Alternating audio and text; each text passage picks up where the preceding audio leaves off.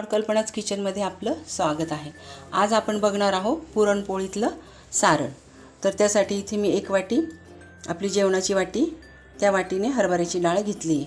आता ही स्वच्छ धुवून आपल्याला शिजायला घालायची। ती फक्त बोट चेपी होईल अशी शिजवायची आपल्याला। आता मी शिजत घालते आणि मग बाकीचं साहित्य सांगते। ही स्वच्छ धुवायची आणि शिजायला घालायची। हे बघा आता मी इथे स्वच्छ धुवून घेतलेली आहे डाळ आणि शिजताना त्यात असा चमचा ठेवायचा किंवा छोटी पळी असली तरी चालेल, म्हणजे उतू जाणार नाही। आणि अगदी थोडंसं अर्धा टेबलस्पून तेल घालते। आता हे आपण शिजायला ठेवूया। हे बघा अशा प्रकारे डाळ शिजवून घ्यायची। बोट चेपी डाळ म्हणतात त्याला। हे बघा असं बघायचं, बोटाने चेपेल इतपत शिजवून घ्यायची अशा प्रकारे। हे बघा आता ही आपल्याला मिक्सरमध्ये बारीक करून घ्यायची। अतिशय सोपी पद्धत सांगत आहे मी। या वाटीने आपण एक वाटी डाळ घेतली होती, तर त्याच वाटीने 1.5 वाटी गूळ घेतला आहे मी।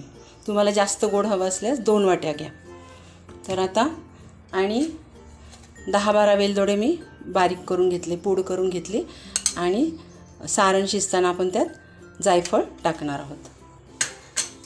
आता मिक्सरमध्ये आपल्याला हे बारीक करून घ्यायचे। आता हे जे पाणी आहे याची तुम्ही कटाची आमटी करू शकता जर तुम्हाला करायची असेल तर। आता मला फक्त सारण करायचे म्हणून मी याच पाण्याचा वापर मिक्सरमध्ये करणार आहे डाळ बारीक करताना। तर हे बघा यात मी आता डाळ टाकते।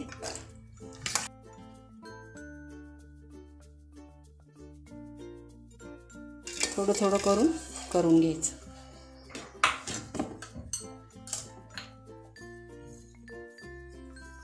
थोडीशी वेलदोड्याची पूड। आता हे मिक्सरमध्ये करून घेते। अशा प्रकारे मी सगळी डाळ करून घेते बारीक। एक घाणा करून दाखवते तुम्हाला। हे बघा अशा प्रकारे डाळ होती आपली। हे बघा आता ही आपल्याला एका फ्राईंग पॅनमध्ये काढून घ्यायची। अशा प्रकारे मी सर्व डाळ करून घेते आणि मग तुम्हाला दाखवते। हे बघा अशा फ्राईंग पॅनमध्ये मी काढून घेतले। आता दुसरा घाणा पण मी करून घेतला। तर हे सगळं आपल्याला काढून घ्यायचं आणि हे गॅसवर ठेवायचं आपल्याला। आता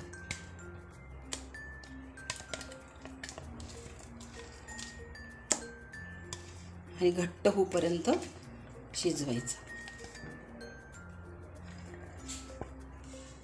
हे बघा आता आपल्याला हे गॅसवर ठेवायचं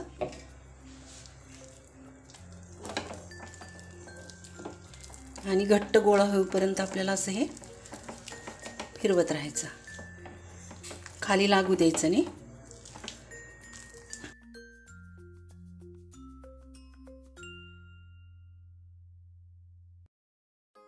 अगदी किंचित चिमूटभर हळद घालते मी।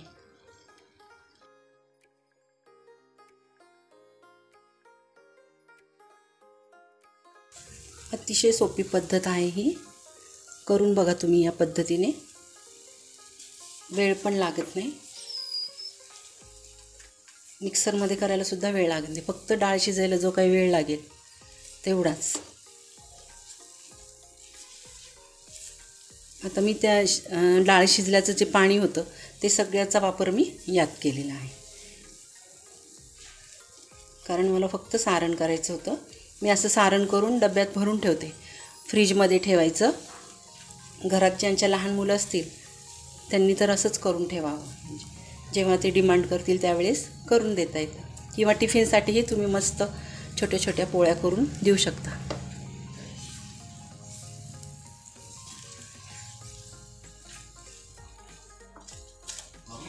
आता घट्ट गोळा व्हायला लागला की मी तुम्हाला दाखवते।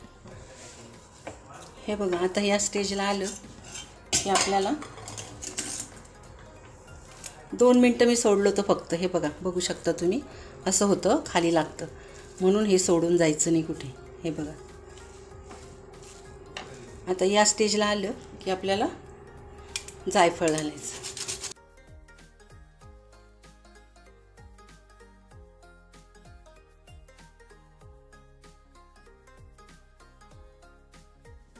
तर हे पुन्हा हलवत राहायचं घट्ट गोळा होईपर्यंत.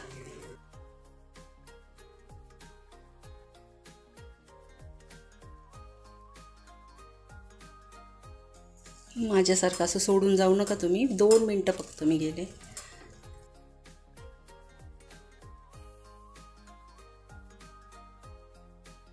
हे बघा आता छान घट्ट गोळा व्हायला लागलाय. आता चेक कसं करायचं की आपलं सारण झाले की नाही, तयार झाले की नाही. थोडासा असा ओला हात घ्यायचा पाण्याचा आणि असं बघायचं.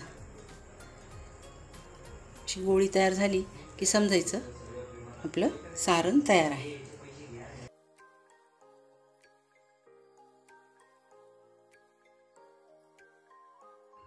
असा गोळा तयार झाला की समजायचं आपलं सारण तयार आहे. आता आपण हे काढून घेऊया. गॅस बंद करूया आणि थंड झालं की मी एका डब्यात भरून दाखवते. बघा अशा डब्यामध्ये मी भरून ठेवते.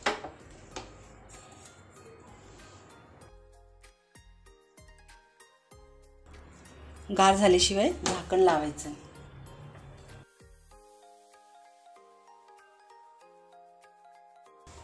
हे बघ आता हे गार झाल्यावर मग झाकण लावून फ्रीजमध्ये ठेवून द्या आणि ज्यावेळेस तुम्हाला करायच्या पोळ्या त्यावेळेस तुम्ही काढून ठेवू शकता. जरी पुरणपोळीच्या सारणाची रेसिपी जर तुम्हाला आवडली असेल तर नक्की लाईक, शेअर, सबस्क्राईब करा आणि नवीन व्हिडिओसाठी बेल आयकॉन प्रेस करा. धन्यवाद.